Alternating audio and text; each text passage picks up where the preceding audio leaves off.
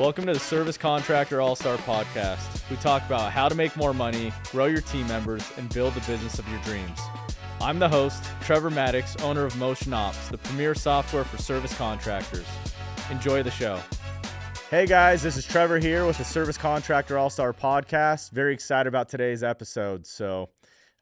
We're addressing a subject that I feel like a lot of us really need to hear and I think can add a lot of value for us. We're talking all about recruiting. Got a special guest here, Paul Sanneman. He's joining us from the beautiful state of Hawaii.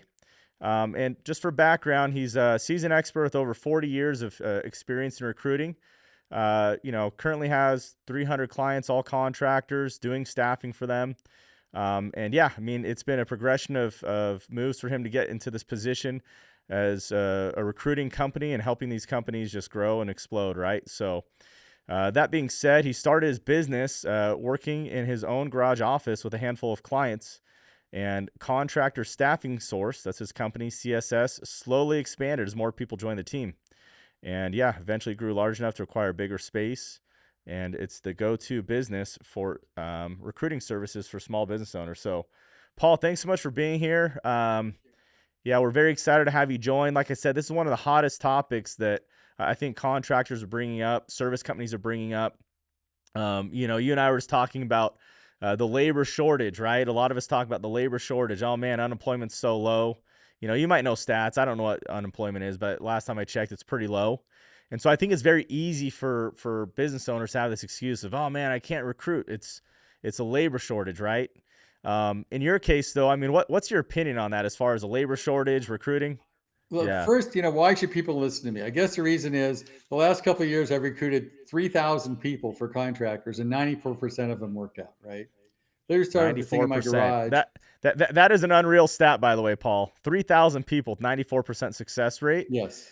I mean, for business in general, 94% is a very high rate. I would say that's astronomically high for construction. So, and we do that because, I just gave a couple talks, and the first thing, if you're in the service business and you can't find roofers or plumbers or painters, it's your fault. You can't blame it on the economy, whatever. And I can tell you how to get around it, but if the problem is you created it, and I'm going to show people how they created it, and I can show them how to fix it. All right. So I think the first thing is, the way to find your worst employee, Trevor, is somebody who's not bad enough to fire, good enough to keep, right? Yep. And we've all got those employees. So one of the things I want to ask everybody listening to this podcast is, if I ask you too, Trevor, if you were going to start your company over, is there anybody you wouldn't rehire? I think if anyone's being honest, most companies have that. Anybody you shouldn't rehire, you should fire. Yep. And why don't you fire them? Because you haven't got anybody to replace them, right? Yep. And so, the other thing I'd like to bring up is that people say, oh, I'm not making any money. I can't pick a number. I can't, my guys aren't using, my scheduling's off, my profitability's off, and they blame the systems. It's all people. You don't have a problem that doesn't originate in a person. And I'll use an example, like say you're using a backhoe and you're digging a ditch or whatever, right? So the guy can't dig a straight ditch. I'll buy him a new backhoe. That's not going to work, right? Yeah. I'll send him to class. If it's not the right guy, that's not going to work.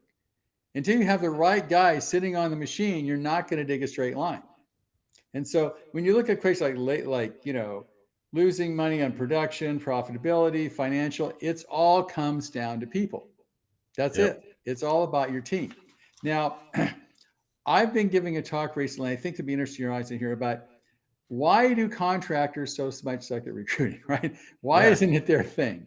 Well, I've come down what I call the limiting beliefs.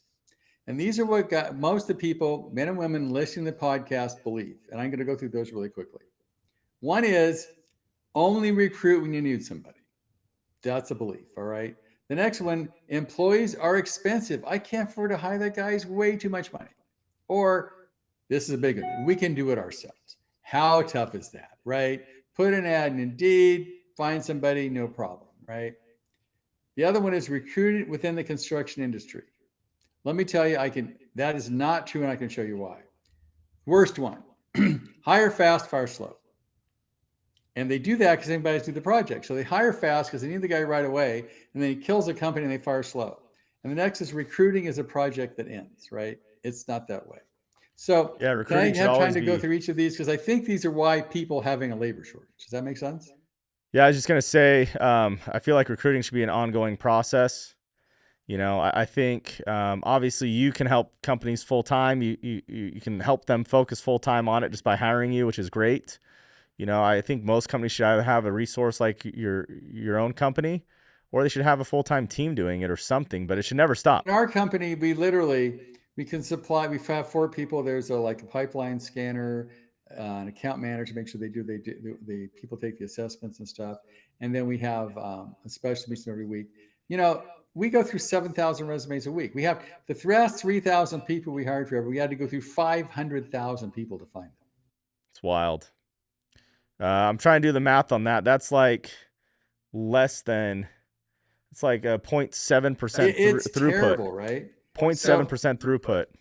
So, only recruiting you need someone. I mean, there's no good company. Name a professional sports team that isn't always recruiting.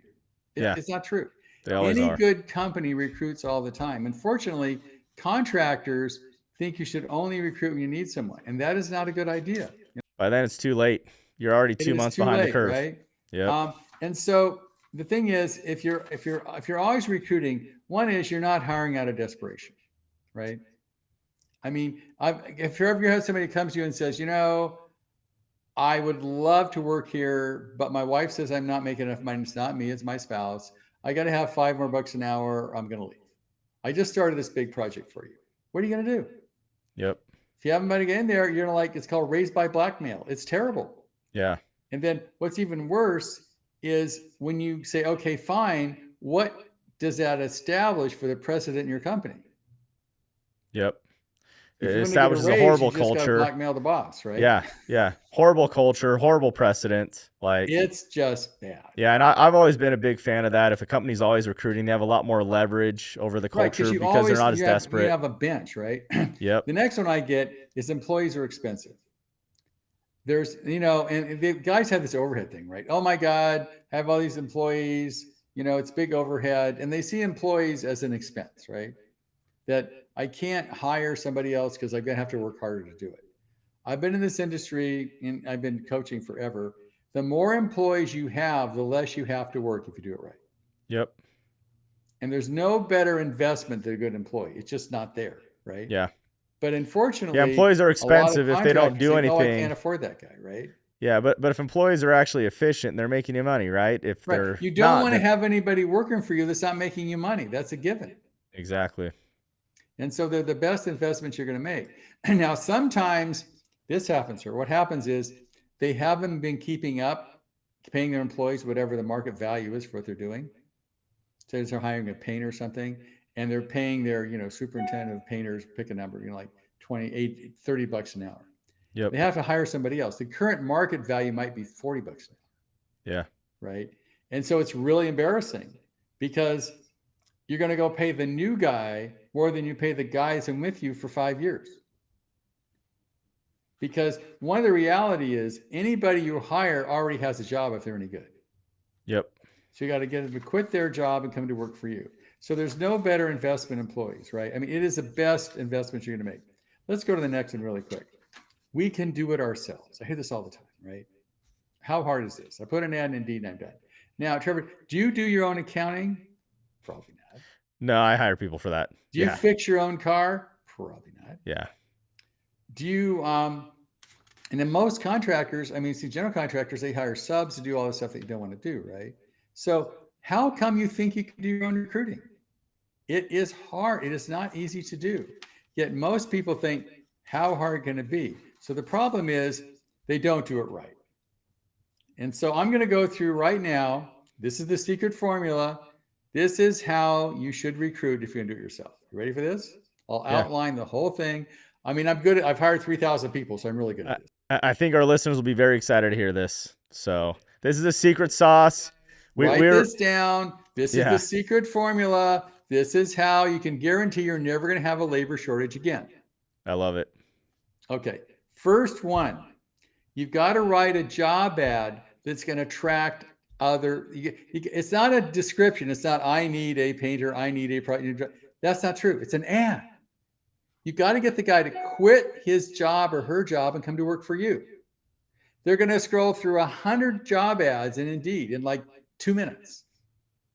If you don't attract them, like, does your job suck? You want a new one, or you hate your boss? I mean, pick something. It has to be a creative job ad. Now, fortunately, AI has made this a lot easier than it used to be. You go to ChatGPT and you can say, write me an awesome ad for a painter, and it'll do it for you, right? So you've got to write a killer job ad. Sometimes it does sound a little over the top and robotic, so I would always say proofread it. But you can work with it. But again, this is an ad. Yeah. It is not a job description. I agree. Somebody's 100%. got to read this. Oh my God, these guys are amazing. It is an ad. Okay. The next one is this, where people post it everywhere. When we post a job ad, it goes on 100 job boards. It goes on LinkedIn. It goes everywhere it can possibly go. Do not put it on Indeed and say you're done. That doesn't work. Yep. And literally, if you go to ChatGPT and say, where should I post this job? It'll give you 50 places to post it. Don't miss any of them. Post it everywhere. Okay, that is key. Don't miss out on anything. An ad in Indeed just doesn't cut it. Okay, this is the one that's going to kill you guys. Respond in real time. So we respond to 7,000 job applicants in real time every week.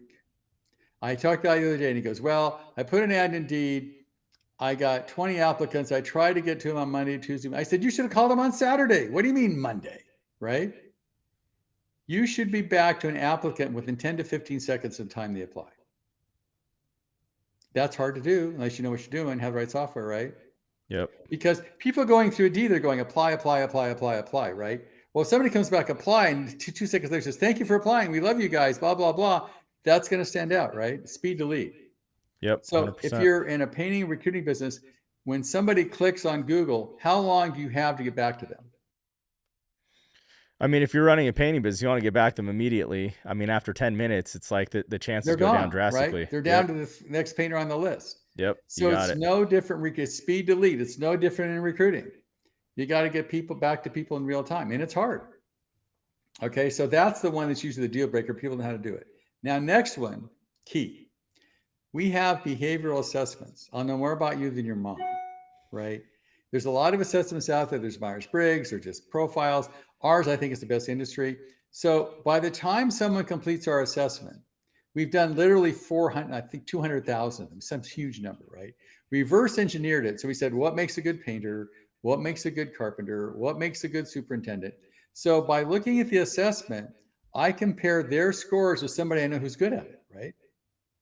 And so by the time they complete the assessment, I can tell you, do they have the right personality? Do you have the right intelligence? Do they have the right integrity? It's an interesting question you should ask yourself. This is one of the honesty questions. I'm going to ask this to Trevor. Okay, so let's say your boss asks you to tell the client the job's going to be, whatever the part's going to be here, the paint's going to be here in 2 weeks, all right? You know it's 4 weeks. Your boss knows it's 4 weeks. What are you going to do? You're going to lie and support your boss or tell the truth? Lying and supporting your boss is the wrong answer, because that means your truth is conditional. Sometimes you don't find that stuff out until it's too late. It's interesting. How many questions is this assessment? Well, anywhere between 10 minutes and an hour and 10 minutes, depending on the position. Okay. But from the assessment, I can tell you, right, personality, integrity, intelligence, I can find all that stuff out. Now, and are you running them through the assessment on the front end or back end of the interview process? Front end. Right. Now, admittedly, we can do everything in Spanish and English. You want us to do it in Spanish and English, but it's got to be specific. We got like 50 different assessments. So obviously, assessments for a plumber is different for a carpenter, is different from a painter, different from a project manager or a salesperson. But the assessment is key. Why do you think we have a 94% success rate? Because we know who the person is before we talk to them. Yep. Now, sometimes you have to, vary the assessment depending on the position because you don't want to scare them off, but it's critical, all right? Oh The yeah. next one, we do video interviews. We have a system that can do it on your phone or a computer. The video interview changes with every position and every client.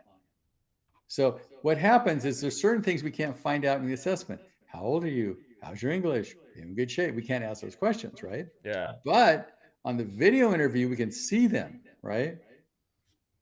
And we can answer all the things we can't find out on the assessment in the video interview. Yeah. So the Makes a video lot of interview sense. is key, right? And the video interview is also cool because you don't have to do it in real time. They can do it on their own when they feel like doing it, all right? So we Yep. do a video interview. Okay, then you should do an in-person or Zoom interview after the video interviews. Again, think about it. You have to go through 300 people to find this guy. Yeah. And you got to go through all this stuff, all right? So once you do the Zoom interview and you meet them, then you've got to can do reference checks. And you got to do background checks. I mean, literally, I had one client who his bookkeeper embezzled him. Oh wow. And he went to the DA. It happens all the time. Went to the DA. The DA said, "Did you know that she got fired from her last job for embezzlement?" Oh my gosh. That's Didn't check it wild. out. I don't know how you didn't do the background check on that one, but yeah. Absolutely. So do job. And then the other thing, you have to do a competitive job offer Yep. because you got to get them to quit their job and come to work for you. And that may be a problem if you're not paying your guys enough right now. Yep. Makes sense. So, you've got to give them a job offer. And then you've got to do a successful onboarding experience. Let's say a guy's been working for another company for 4 or 5 years. You do everything right. You do the assessments, you do all this kind of stuff. You do everything I said in the whole procedure. Quits his job, comes to work for you. The first day he comes to work, he goes, "This is terrible." He comes home to his wife and says, "Oh my God, I made the biggest mistake of my life." Right? So they've got to fall in love with you on that onboarding experience. You don't say, "Here's a can of paint, go do it." Yep. Nope. So onboarding is crucial. You've got to make it like, "Oh my God," come home to his wife or her husband, go, "Best decision I ever made. These people are amazing." And if your onboarding experience is not doing that, you have the wrong onboarding experience. Okay. So there it is. I just outlined, do all these things and you'll be good. I appreciate it, man. You just unveiled all the secrets. That's The it. You got to do all that stuff. Now, if you want to have us do it for $1,500 a month, you can have us do it. If you want it yourself, hey, go for it. Get a good applicant tracking system. That's that's a couple hundred. Have a full-time person. You're going to be into it a couple grand, 2,000-3,000 anyway. Yeah, I feel like 1,500, is a very fair deal, to have you guys come in and come do it. Like on average, I mean, this is just me asking, but on average, about how many recruits does that usually equate to for the companies that hire you? For that $1,500, you can get 5 positions. 5 positions. And as many people, I can hire 30 painters for that. I hired about 20 roofers for this guy in like 2 months. You can unlimited amount we just held 5 positions at the same time. So you should look for a salesperson, a superintendent. Now, a lot of the times you want to look for a superintendent and project manager because it's very confusing. Yeah. Those roles. Yep. Also, when you're looking for painters, you want to look for apprentice painter, a journeyman painter, a master painter, because it's also confusing. So you want to apply for all of you want to get many applicants as you can. Okay. So that's key. Now, other myth. Must recruit within the construction industry. Not true. We have, for example, let's say you want a selections coordinator or somebody in your office, right? Wedding planners make killer selection coordinators. I can see that. I mean, a wedding planner, you've got to get these sort of semi-flaky. You got to get the band, you got to get the venue, flower people. All those people have to show up at the right time. It has to look good. Everybody's got to be happy. Sounds like construction to me, right? So Paul, 94% success rate. I mean, that's one of the highest success rates I've ever heard of out of any org. Would you say it's the pre-filtering you guys do through the interviews that help dial that up? It's the whole thing. It's the assessment. It's going through 300 people to find that whole process I laid out. That's why it works. A little bit of everything. It's great, man. And you don't jump put an ad in Indeed and you're done, right? Yeah. Yeah, and I would agree. I mean, a lot of contractors, service companies, that's what they do, right? It's kind of this part-time thing. It's like, oh, it can't be that hard. I'll just do it. But, what another thing comes out, which is really a bad thing, is hire fast and fire slow, right? Yep. So what happens is you're not recruiting all the time. And recruiting all the time, you never know when that ideal candidate's going to quit his job. Yep. And the chance of him wanting to quit his job at the same day you place an ads between remote and none. Yeah. That's where you recruit all the time, because the day he decides to do that, you need to be there. All right. Yep. The next one is, because of that, people hire fast and fire slow, which is terrible. Because what happens is you bring a guy on board, right? You hire fast because you need the guy. Now, you spent years building this culture. Everybody's honest, they're trustworthy, they look good. You spent years building your culture. You hire a guy. He only lies once in a while. He only trashes the company occasionally. Just He every only once in a wrecks your while. truck on Tuesdays, right? So what happens is that entire culture you've built can be destroyed by a guy. Yeah. Because what happens, well, he's still working here and he lies. He's still working here and he trashes the company. He's still working here and, he doesn't treat the clients well. So you can kill your culture with a guy. Yep. So that's why the reality is you hire slow. You got to have 3 people. You're always hire slow, find the perfect people that fit the culture. And then the other thing is, the day he screws up, you fire him. I mean, you can give people a reasonable chance, obviously, but you don't want to have some guy. I was a coach for 40 years. I can tell you how many times there was John. 1 week John's great, 1 week John sucks, right? It's always about John. And they don't want to go through the emotional pain of firing John, right? So what happens is they keep John on, and John slowly kills their culture.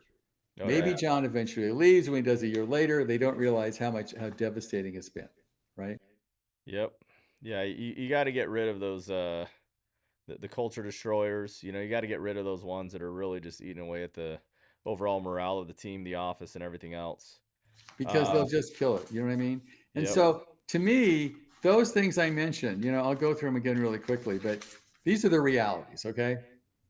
Always be recruiting. Never stop recruiting, period. If you use a company, so always recruit. Next, employees are worthy investments. Make sure you're paying your people current, whatever wages are, they're appropriate. And also make sure that, if you need people, hire them. Don't wait till you get the big project. That is a bad idea. They're the Yep. best investments you're going to make. Okay, don't try it yourself. I'm telling you, it's a bad idea.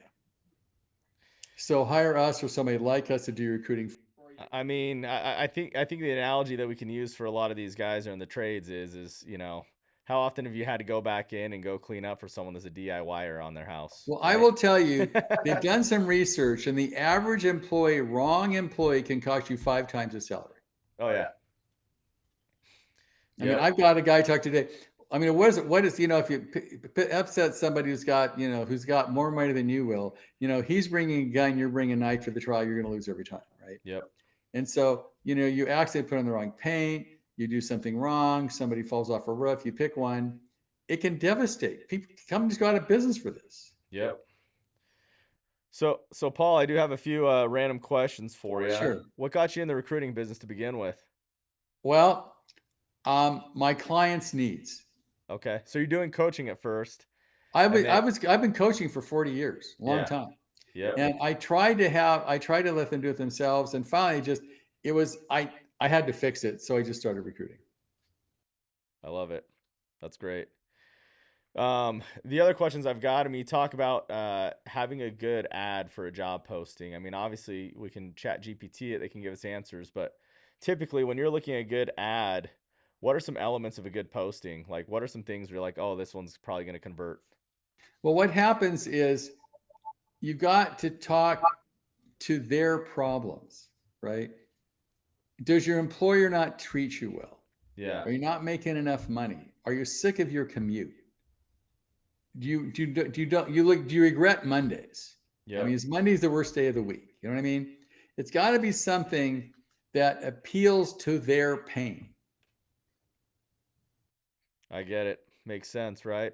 So yeah, it's really interesting. I mean, with most sales being able to identify pains and provide solutions, the same thing. It's a It's the same sales thing job. for It's the same jobs. thing. Yeah, that was gonna be one of follow-up questions is how much of recruiting do you feel like is sales? And it sounds like you're pretty eye to eye with me that it's a lot of sales, right? So, Well, you should always be recruiting because you're always trying to get what you want to be is the best place to work in your market. yep, And it would be the best supplier of whatever service you are in your market.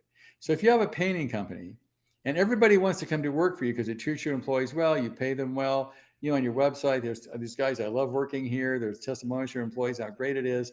You're the place where everybody wants to be the painter for in town. That's step yep, one. You build a brand. Secondly, you're the person that everyone wants to have you paint their house because you're the guy, right? yep. It's the same thing. You build brand around being the best place to work and the best place to get the work done. I love it. Um, Elements of a good recruiter. I mean, obviously you've got a whole team of recruiters, but what things do you feel like kind of make good attributes for a good recruiter? One, they got to have the time. Yep. You can't give Can't it to your part-time it, office right? manager and say, hey, run this ad in Indeed, and then let me know who shows up. Yeah. Okay.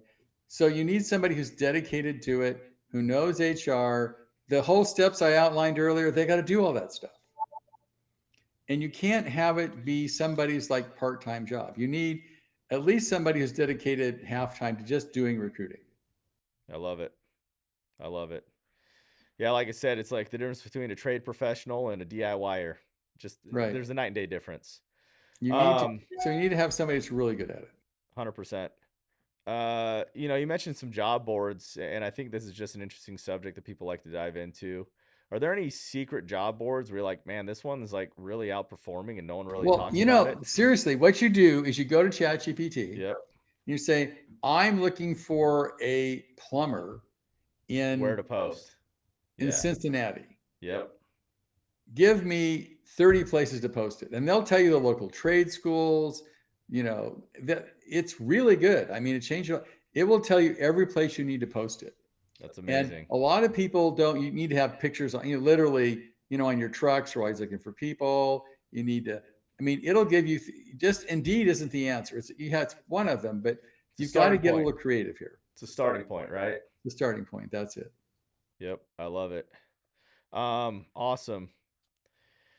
And then, I think with your process, there's obviously a lot of pre-filtering, pre-screening. When you actually get to an actual recruiting interview, where that's either over the phone or in person, what elements do you think should be incorporated as part of that process? Okay. The most important thing is who they are. Yeah, Like, the honesty question I ask, right? That kind yeah, of stuff. yeah. They're gonna reveal themselves in these questions, right? Yeah. You can literally go to ChatGPT and say, give me 50 questions. Give them do an assessment because who they are. There's a book called Who, which is a great book to read. It talks about who the person is. So that's the most important thing. What they know, you can fix. Who they are, you can't fix. Yep. Any any aspect of that interview? I mean, how much of it do you think you should be spending actually trying to sell them on the job or opportunity? I feel like there's always this balance between Well, there's always a filtering. balance between that, but I'd say they should be talking 2/3 of the time Yeah, so and ask them two-thirds them open-ended talking, one-third questions. of you selling, And, right? also people lie. Yeah, And so if you hire a painter, go have him paint, yeah, right? Do some trim. Look at his car. Is it messy? Is it neat? Take him out to lunch. Does he spill his food all over himself or does he neat? yep, Who they are is more important. Look at their car, look at the way they treat people. Does he treat the waitress nicely or does he treat her like trash, right? yep. Get them out in the element, right? Not Get just a him out standard there, interview. get to know this. I would say one basic rule. If you wouldn't have them to dinner, I wouldn't hire them. Yeah, makes sense, right? If they're rough around the edges, tough to get along with, I mean, you can imagine No, how that's going to feel not for the the right person. customers, right? So Yeah. awesome. It's fantastic. And Paul, I mean, your business again, contractor staffing source, you've kind of been alluding to a lot about what you do. I think it's good for our audience to kind of know a little bit more about it, how you started, what your focus is. I mean, obviously you guys do recruiting, but any just context you could share with just the audience about what you do. I mean, obviously, Well, the thing is, I will show you our fastest growing segment is yeah, painters, electricians, and roofers and HVAC guys. it's great. I love it. That's right. Because I started out doing, what do you call, like remodelers, Yep. moved to home builders. But now this is going to be, this is my prediction. All right. You may not like this, but AI is going to change everything. Maybe not in the way you think. Yeah. Because AI is going to be doing movies. It's going to be doing, you're going to have your attorney, your doctor on your phone. It's going to disrupt all these other industries where people are selling information for money. Yep. They're in trouble. All right. Now they're using drones to paint houses, but I think it's worked out well so far. Yeah. So what happens is now there's hundreds and hundreds of millions of dollars. Where are they going to put it? All the private equity guys. They're going to construction. Yep. 100%. And what's happening, I've heard guys that getting huge, multiples for painting companies, for recruiting companies. I mean, I believe right now there's 1 million people in the construction, 1 million companies in the construction industry. I predict within the next 5 to 10 years, there's going to be 200,000. Yeah. Where there was 50 painters in the town, there's going to be 10. A lot of consolidation. A lot of consolidation. I mean, I call it the Walmartization of, I mean, think about it. In the old days, you had your corner grocery store, your drugstore, all these little places you went to downtown, right? Yep. And they said, I can't find any employees. It's really difficult, blah, blah, blah. So they build a Walmart a mile outside of town. Somehow they find 500 people somewhere, right? And so all of a sudden they suck all this business out of town because they're doing it better, faster, and cheaper than the people in town are. Yep. Amazon did the same thing, I mean, Netflix killed Blockbuster. I mean, they will win. Yeah. So you've got to use AI for, what you do, use recruiting companies, use marketing companies, make sure you're best in business, because if you don't, I think you're going to be gone. The old, two guys in a truck, it ain't going to happen over time. A lot of consolidation, like you said, especially private equity, is changing up the game. It's changing up the game. They are. So I think it never happened before in my last 40 years of being here because nobody wanted to deal with contractors. Yep. But it's a safe haven for cash right now. I had a friend of mine, a friend of a friend, and he said, I've got, 20 million. I'm going to start a roofing company in Nebraska. Wow. He says, I don't know anything about roofing, but I know in Nebraska, all the roofers sort of suck. I know they don't know how to market. They don't know how to recruit. I can own that market in 2 years. It's awesome. It's amazing. Yeah, and a lot of very sophisticated people, like you said, are moving into the industries, into the trades because they realize huge opportunity. It really is a safe haven. I mean, the trades, construction, it's going to be some of the last areas where AI can really come and infect it. It is sort of not AR proof, but it's going to be a while, right? Yeah, I mean, it'll be a while before robots can do anything. Like we're a ways away from that, right? We're a ways away from that. So it is a safe haven to put money for investments. Yeah. But there is a consolidation. Yeah. So, I mean, I've been in this business for 40 years. I've never seen it happen till now. Yeah. It's pretty amazing, right? It is amazing. And your coaching over the 40 years has been primarily in construction. What happens is it's been two guys in a truck. It's been a very fractionalized industry. It's all run by people who were painters, started a painting company, carpenters started a carpentry company. It wasn't run like a business. It didn't have, good software. I mean, I started telling contractors to use pagers. I'm that old. Yeah. Right. Then I got them to use a cell phone. The revolutionary tech. The cell phone is going to disturb my peace of mind in the truck. Then went through project management software. Well, the email. Email was, I'm not using email. It's a waste of time. Then it went through project management software, websites. I've been dragging them through, technology forever. And now it's AI, which is going to change everything. Yeah. Completely disrupting it. Absolutely. Paul, this has been very insightful. We've loved having you. Thank you. Have a couple last questions, and then, it'd be good for the listeners to kind of know how they can sync up with you if they want to pursue more and learn more about you. So absolutely. I guess the last two questions I got for you, favorite book, business related, that if you had to recommend it, just this is my favorite book, here's why. So favorite book, business related. And the other one would be if you had to choose a mentor or just a business model that you could spend an entire day with, who would it be and why? So book and so mentor. The book, it used to be Traction. Now it's They Ask You Answer. It's a great book. I love They Ask You Answer. What's going to happen is that's the whole way marketing is going to shift. Yep. You've got to consider yourself a media company that pays for their content with a product or service. Yep. So that I just read that, I'm changing my website. I'm changing everything. I love my company because I read that book. It's amazing. So They Ask You Answer. Okay. It's fantastic. Next, Sadhguru. He's my guru guy, right? What's his name? Sadhguru. He's an Indian mystic guy, right? Sadhguru. Okay, I've never heard of And him. he said if you're going to have any one New Year's resolution, is to become a better human being. That's great. So he's my mentor. I love it. I'll have to check out his stuff. Does he have any great books or like what's got a lot of inner engineering? He's got 3 million followers. What the hell I guess he's got a lot of stuff on the internet, and it's just good information on how to be a happy person and live a good life. Yeah, I think all that stuff's important. I think we forget that sometimes. We get so caught up in the grind and the hustle, we forget, the importance of just building a happy, balanced I will tell you, lifestyle. my routine is I spend 6 hours working a day, and then I spend an hour running. I spend an hour at the beach. I spend an hour meditating. I probably spend 2 or 3 hours a day just doing me. It's great. I love it. And it gives you more energy when you got to go work, right? Absolutely. Okay. So if our audience, obviously has been a wealth of knowledge. I feel like this information is very insightful and very helpful and very needed for the industry. But if our audience wants to engage with you, reach out to you, connect, get some more. I will tell you, my personal email is paul@paulsanneman.com. My personal phone number is 415-599-9006. You can call me. If you go to our website, Contractor Staffing Source, you can book a meeting with me. I still do the sales in the company. So I'll be happy to talk to you about how you can either do it yourself or how we can help you do it. Awesome. Thanks so much, Paul. Appreciate it. Thanks again, guys. Here's been another episode of Service Contractor All-Star, sponsored by Motion Ops. And we're out. Thank you. Thank you. I appreciate having me. This has been the Service Contractor All-Star Podcast. We talk about how to make more money, grow your team members, and build the business of your dreams. I'm the host, Trevor Maddox, owner of Motion Ops, the premier software for service contractors. Join us next time for more amazing content.